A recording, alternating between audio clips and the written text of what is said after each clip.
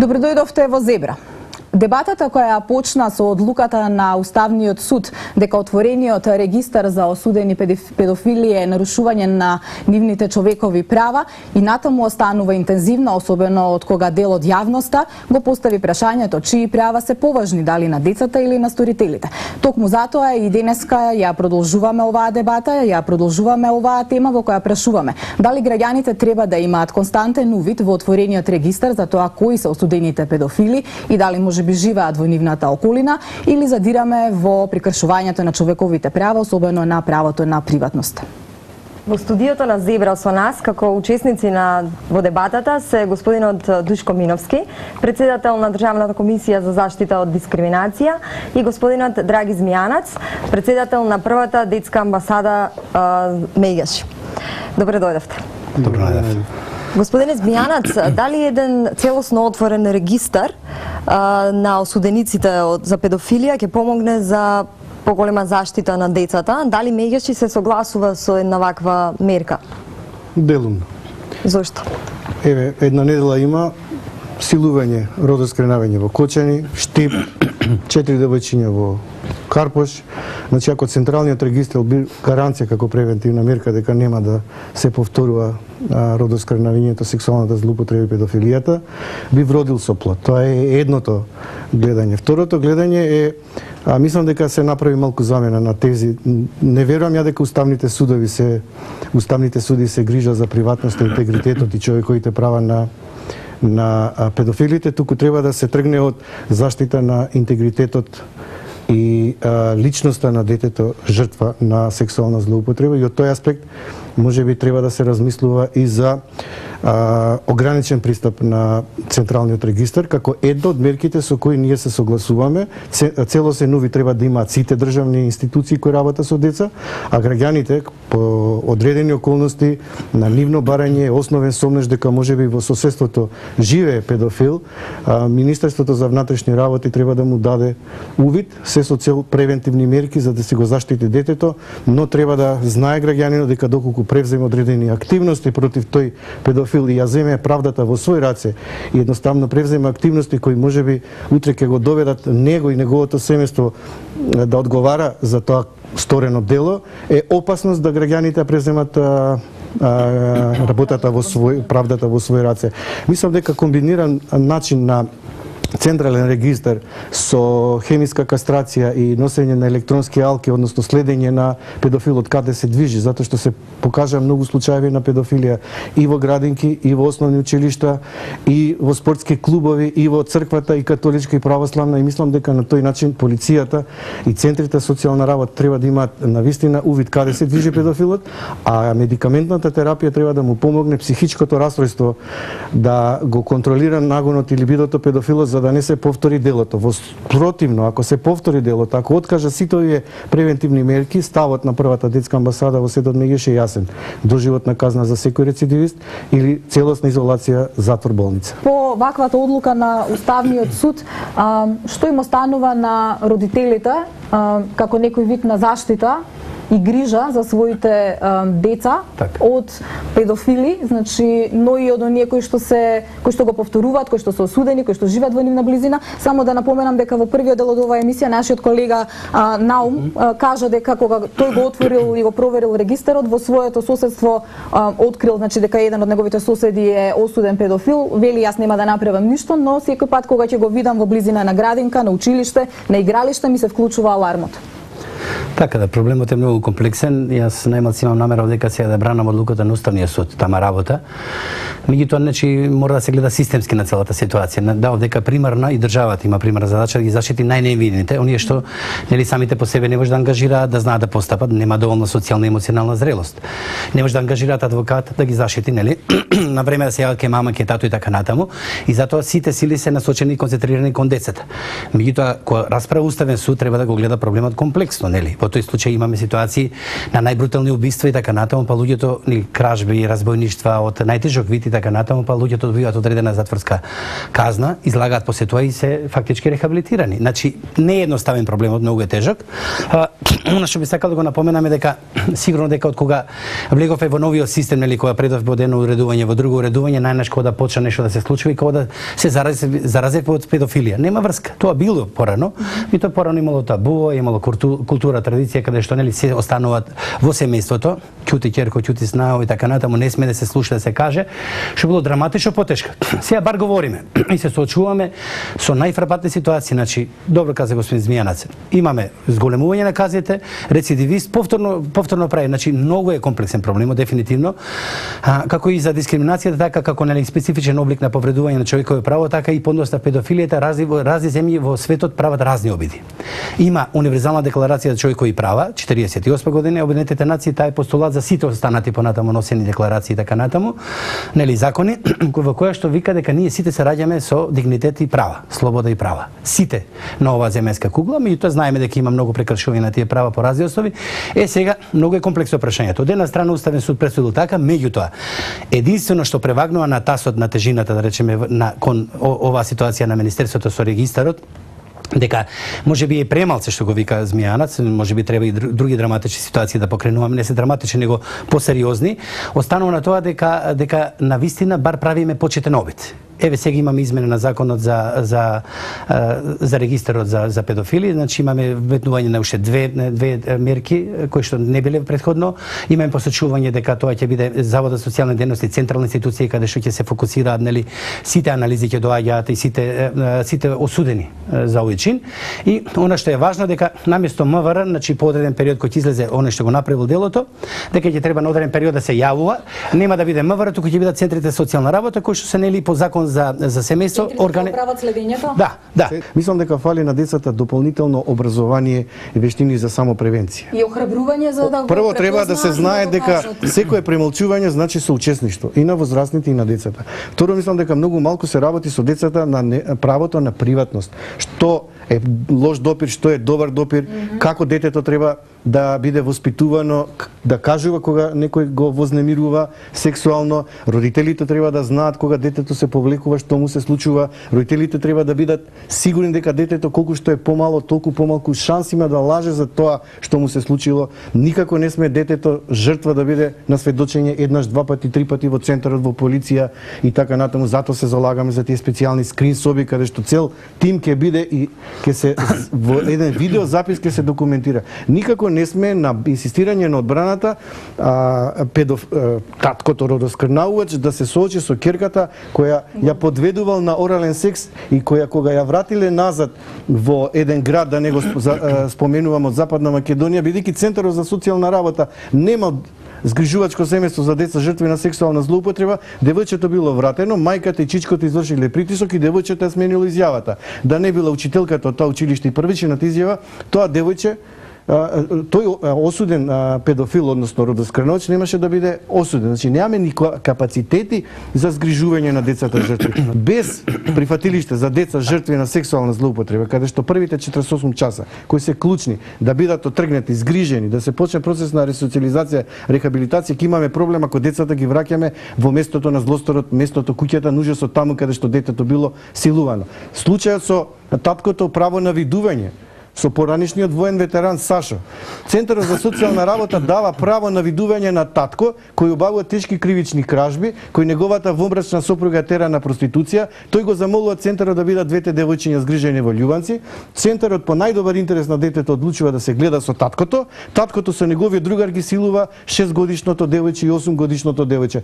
Некој сносеше одговорност за таа постапка во центарот? Никој. Од Министерството за труд и социјална политика никој. За после тоа да се случи таткото од Велес, кој ги силуваше 1 година, 4 години и 6 години. А уште пострашно, судот не можеше да досуди поголема казна од 15 години, затоа што ги третира како едно кривично дело. Не секој дете по едно кривично дело да досуда 45 години, туку 15 години. Јавниот обвинител има врзани раце, бидејќи така ги третираат едно кривично дело, независно колку деца се жртви. Има ли капацитет во центрите да работат на терен со овие деца, но и со семејствата? Ние збориме по свестом ситуација од која ќе се случи така натаму. Во основа она што би сакал да го кажам е дека треба на превенција да се работи, на подигнување на свесноста. Тука се сложуваме. Има различни пристапи кои се третираат деца, возраст и така натаму. Ако идете англискиот модел, значи таа душа е повредена детска душа и тоа трае. Тешка травма, сите травми може да му се случи. Се сложам Змијанац, говорете во Тренци сега пратиш и така натаму, само пратите толку.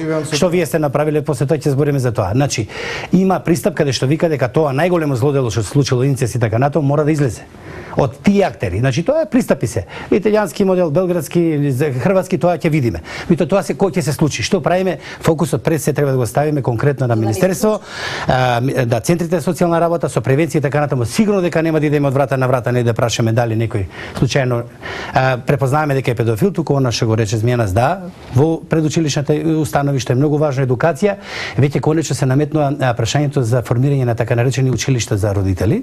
И тоа не само за родители кои што во дадена ситуација имаат одредени конфликти и проблеми, затоа што сите ги имаме, негде ги вешто ги прикријаме и живееме така, негде различни сме сите.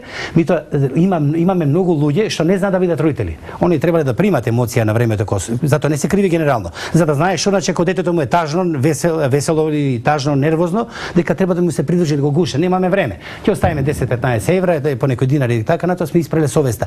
Значи некои луѓе добиваат ради природата и дај Боже добиваат деца, не знаат да бидат родители. Нашиот педофил овдека во Македонија, за разлика од она што значи во Европа и во светот, се има разлики.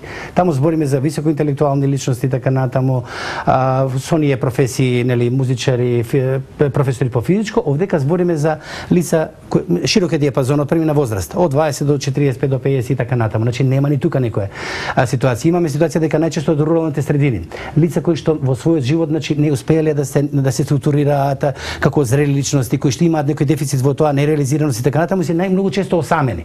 Значи први посегнуваат, а сепак дека стои дека ова се познати и така натаму, најчесто се знае дека најчесто се од машки пол, има и ретко и жени, и дека се 10 до 12 годишни девојчињата први меѓутоа и машките жртви. Значи тоа се општите показатели, се што треба, значи еден системски период, отварање на училишта за родители, во кој што сигурно сериозна тема ќе биде и оваа која е горлива. Сериозен е проблемот, дефинитивно не може да кажеме не, меѓутоа правиме овие максимално како министерство. Добро што имаме граѓански сектор како што затоа што во сите дејности немаме сериозен одговорен, значи граѓански сектор како што е меѓаши господин Драган Змијанас, во тој дел значи имаме продолжена рака во тој дел, меѓутоа тоа не значи дека само една институција треба да се шири процесот, затоа што на секој ниво, во секоја локална самоуправа мораме да го анимираме проблемот. Не меѓаши продолжена рака, туку нашата агенда сега е владина агенда и ние се радуваме кога ќе го наметнеме на топ проблемот и владата како извршна власт треба да го спроведе. Ама не можам да сватам кога државата не разрешува некои многу видливи проблеми каде што можеби и потајно заскрива некој насилник како случај со девојчето и сукалото село Лабуниште. Јас сакам да бидам многу прецизен. Кога тој гинеколог кажал дека на тоа девојче има отсуство на хименална мембрана, а не кажал како настанала повредата, дека е невозможно девојчето во 22 и 45 да се качи, да исклучи сијалица и да се надене на сукало. И кога од јавен обвинител добиваме дека нема сексуална злоупотреба, Центар за социјална нема, полиција нема, а двајца форезничари велат дека и има и тоа во две различни периоди настаната и кога новинарката од Фокус Мирослава Симоновска се обидува 29 до 31 јануари да добие запис што се случувало во МВР Охрид и вела дека нема пристап на податоци од јавен карактер затоа што може да се доведе безбедноста, интегритетот и суверенитетот на Република Македонија под прашање, ние навистина сме сериозни дека можеби во такви случаеви и не може јавноста да дознае вистината како може Македонија да е прва земја во светот кај што девојче ќе се надене на сукало и ќе изгуби невиност. Значи тука не застануваме. Верувајте, овој случај мора да продолжи понатаму заради опасност евентуална, значи не тврдам, не само да се повтори, него опасност од можности од трговија со деца и луѓе. Значи тоа е крај каде што не се знае како настанала таа повреда. Можеби не било сексуална злоупотреба, можеби била намерна повреда од некое возрасно лице, но мене ме загрижува што секретарката која го пријави случајот Сенада Вешкеми после објавување во јавноста имаше голем притисок и се повлече. А тоа беше многу позитивен пример каде што институција, човек од институција дојавува случај. Но, а мајката на видеозаписот, само уште ова ќе го кажам, кога говори дали вие го подведувате детето, таа ја наведнува главата и кажува ја не би го давала детето за 50 или 100 евра. Значи она оперира дури и со одредени суми. И зошто таа иста мајка веднаш после тој случај се иселува од тоа село? И каде е сега тоа девојче? Што се случува со тоа девојче? Дали можеби имало нешто што ние не го знаеме, а заслужуваме да го дознаеме како јавност? Зошто вакви кардинални пропусти во процедурата или каде грешат институциите? Ваму Центарот за социјална работа не може да има осознание дали некој злоставува, насилуван и така натаму, тоа си имаат нели форензичари и така натаму кои утврдуваат. Центарот е надлежен да му пруži заштита, особено на детето или на возрастиот ако не е во состојба сами да се грижи за себе. Значи тоа ни е превсходна улогата. Ја би рекол како и во органите на МВР и во здравство и во образование и во сигурни труд и социјала имаме професионални и непрофесионални лица. И тоа помина веќе времето на од овој тип на начина за заташкување. Веќе имаме институции кои што е мојата комисија значи комисијата за заштита од дискриминација, народниот правобранител со кој што имаме изворена соработка, Хелсиншки комитет и така натаму, значи мора да се анимираат случаевите, да се знае точно и да се преземат консеквенции кон тие лица. Значи има шанса ова да добие завршница. Па да, не може едноставно. Овој и оние претходни случаи што ги спомнав. Помина веќе времето од бившиот систем кој можеше. Сега веќе во овој степен на цивилизацијски односи, на демократија и плурализам и така натаму, веќе не смее такво нешто да се случува. Меѓутоа, да не остане, да кажем, во центрите за социјална работа секојдневно, значи ние сме чувствително општество. Овој транзиционен период навистина многу тешко го поминавме и верувајте ми, колегите, не сите, секоја чест на професионалните така натаму, и ја одиграа најголемата амортизирачка ситуација. Значи вие еден огромен број на луѓе останаа на улица, значи мажите посебно беа доминантни во смисла како економски столбови, па изгубија таа доминација, па најнаш дојдоа дома, па не може да се снајде, па настанаа конфликти во секаков размер. Центрите за социјална работа, значи ви кажам многу позитивни примери кај што успеале. Меѓутоа, ова со Љубанци случајот, знаете некаде секогаш целите не може центарот да бидат, значи колегите мои и стручните тимови таму поголеми родители, условно кажано, од самите родители. Значи нашата цел е не по секоја цена да ги одзимаме, не по секоја цена да ги сместуваме во дом, туку да му помогнеме на семејството кое што е во ризик и кое што можеби недоволно се снаоѓа во тие своји улоги. Ако може само да додадам една многу важна. Само на змена сме се дозволили, можам ја со рака? Добро, ајде. Еве ќе почекам. Улогата на центарот е превенција, значи не да се одземе родителското право како таткото ќе го силува детето или мајката Џанич ќе губи детето па го одзема родителското право. Слушам преска за овие моментиве со педофилија и така натаму во светот, да слушаме за ова, тоа е мој факт. Е така. Значи јас се сложам превенција, значи за превенција ќе треба да имаме 100.000 социјални работника тогаш и секојдневно да шпартат. И по еден социјален работник во училиште. Сегде треба, да се жив и здрав. И дефектолог сега не треба, се треба. Меѓутоа факт е дека е општествено економската ситуација таква како што е во рете. Затоа се и добри организации, не 7.000 организации невладени имаме од кои можеби 10% прашање толку дали се навистина обавуваат некоја своја мисија како што треба. Значи проблемот е многу подлабок и да не фрламе само на едно место. Центрите за социјална работа се многу витални институции. Значи они навлагаат во семејството и ги решаваат проблемите. Меѓутоа секогаш навистина треба и ресурси. Не се во доволен број, се прават обиди така натаму се прават. Вакви случаи дека остануваат без завршница или дека се прават вакви кардинални грешки од луѓе кои што треба да ги заштитат децата и семејството, значи како ќе ја мотивирате јавност и граѓаните, па дури и децата, значи да пријавуваат, да препознаваат насилство, а да не се плашат при тоа дека за 10 дена ќе им се врати злоставувачот дома. Така, еве. Или тие ќе се вратат кај него. Се него меѓаши во училиштата се прават значи многу обиди, меѓутоа веројатно не се достаточни и доволни. Значи мораме да анимираме јавноста. Второ, постојат институциите. Народен правобранител, Комисија за заштита од дискриминација. Ние сме должни да реагираме на вакво нешто, односно да побараме да се направи ревизија на случајот дали се постапило, не се постапило. Заради оваа цел се формираше во Министерството за труд и социјална политика социјална инспекција, посебен сектор, значи се трошат големи ресурси, колеги кои што реагираат на најразлични основи, даваат препораки. Тука е Завод за социјални дејности кој што од стручен аспект, значи е институција која што ги следи новите трендови, дава нови методологии, концепти и така натаму во развојот на социјалната сфера и врши надзор над работата. Може директно да каже да, овој педагог дал лоша препорака, лоша мерка, социјалниот работник лоше извршил проценката и така натаму. Ама последиците се преголеми, значи некое дете понатаму нели има сериозни последици, затоа мора да одговара. Да, но без одговорност имаме проблем. Значи мора државните институции да превземат одговорност и да признаат кога ќе сгрешат. Еве ќе ви дам еден пример. 11 октомври домот. Во рок од 6 месеци Јове Костадиновски грабнува 2 деца од таа институција. Едно го силува 21 ден, никој не знаеше каде. За никој не одговара во таа институција. После тоа едно дете го згази Никој не одговара. Атанаско побегна, Викторија побегна. Значи без барање на одговорност некој таму, тој е старател институција, тој е као родител, исто.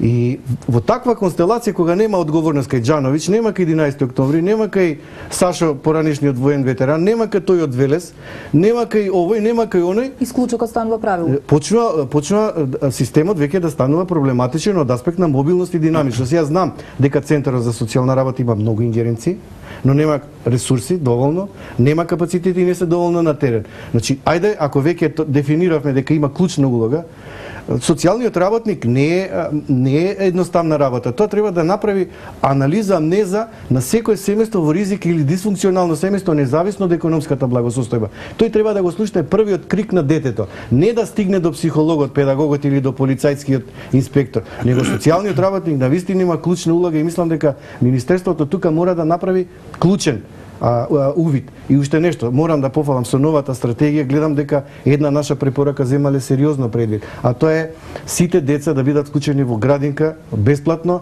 и тоа да биде решение за сите оние деца кои не се вклучени во образование и кои се жртва на најлошите форми на злоупотреба на детски труд. Ако тоа заживее, навистина е започет. Во овој контекст, за да имаме конструктивно со моабетот, да, загрижувачки се состојбите, детски судбеници и така натаму, и тоа да не идеализираме. Значи не може да замислиме ни Република Македонија инкубатор. Нели, па сите сме тука, па добиваме храна преку цевче, кислород и така натаму и живееме. Тоа е динамична работа, се случуваат проблеми. Второ, институциите кај нас, освен малолетечки затвори и така натаму, тоа се од отворен тип.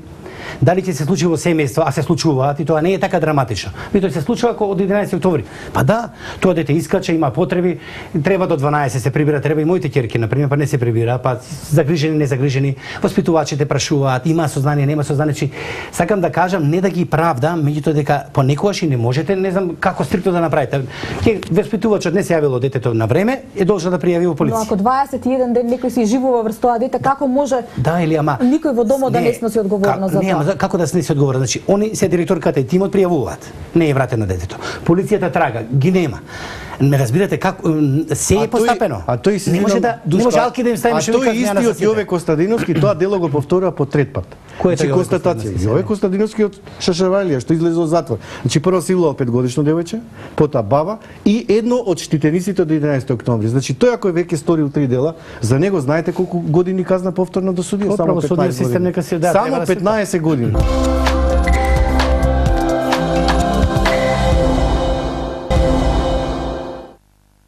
Сулудо е за некој што издава стан, а да не провери дали, ако живее во близина на градинка или на школа, го издаде на педофил. Видете, јас немам деца, ама многу се плашам од лопови и баш зашто еве државата не возможи стан на кратци. Па да видиме јас кога ќе се преселам. Супер, да видиме кои се кратци. Супер, па одлично. Не е одлично. Има агенција за обезбедување, има камери, има блиндор врати, има кучиња, има живот у семејство, пошироко семејство. Секој има свој. Вие велите има блинд врати, а можеби не можеме да си ги дозволам. Истото јас можам да ви го кажам, зашто вие не најмите обезбедување за вашето дете? Тоа не е решение. Па викате блинд врата јас треба да купам ако се плашам од лопови. Зашто мене не ми возможат регистар на лопови? Не е во ред. Дали тие луѓе отслужиле казна? Како системот се бори со педофилијата? Дали во Соединетите Американски држави, бидејќи најчесто сите на тој регистар се повикуваат, дали е намален бројот на такви криминални акти, напади на педофили врз деца? Статистиката е лесно достапна и говори дека не е намален. Значи ние треба да ги гледаме ефектите. Какви ќе бидат ефектите од тој регистар? САД како една од најголемите демократи во светот има јавен регистар за педофил, дали тоа можеме да кажеме дека они ги не ги почитуваат доволно за човекови права? Дали човекови права човек може да се избори за своето право, така? Детето како дете, и сега збориме за многу мали деца. Добро. Ако не го заштитиш, не знае и не може да се заштити. Ме разбираш? Одговорноста. Нашата одговорност е да ги заштитиме тие деца. Наша одговорност на возрастните е да ги заштитиме. На кој начин тоа ќе го направиме? Но мерките со кои тие деца ќе се заштитат треба да се во корелација со законите, со уставот и треба да имаат своја поддршка. А ова не е во корелација со едно и со друго, со трето. Па Уставниот суд не оцени така. И како новинар и како родител можам да кажам дека потребата од овој регистар е голема, бидејќи сум ја искусил и лично. Значи, прво од новинарска заинтересираност го отворив да проверам, меѓутоа кога видов некои луѓе таму со кои што сум бил и во контакти и кои што сум ги среќавал, апсолутно ја сватив реално потребата од постоење на еден ваков регистар. Таа е сестра на осуден педофил од едно скопско село и по објавувањето на регистерот, тој човек со нив не живее долго време, значи одлежал и затворска казна во прилично висока и претходно не бил во добра комуникација со семејството. Меѓутоа по објавувањето на регистерот месец или два, колегите на работа каде што работи таа девојка разбрали, таа ја изгуби својата работа како последица на објавувањето на тој регистер. Што ако судот сгреши и осуди невин човек, а потоа семејството ги трпи последиците? Се правеле такви грешки? Имено тоа е причината зашто и смртната казна е укината. Статистички се правеле такви грешки? Јасно. Статистички бројот на повторени силувања на деца и извршени злодела врз деца е поголем него бројот на грешките. 90% од педофилите осудени, нели, рехабилитирани, вратени на улица. Знаете ли во која држава има најмалку повратници педофили? Дали знаете? Во која држава има најмалку повратници педофили? Во која? Во Шведска. И дали има таму регистер на педофили? Кои мерки ги предприемаме? Нема регистер на педофили.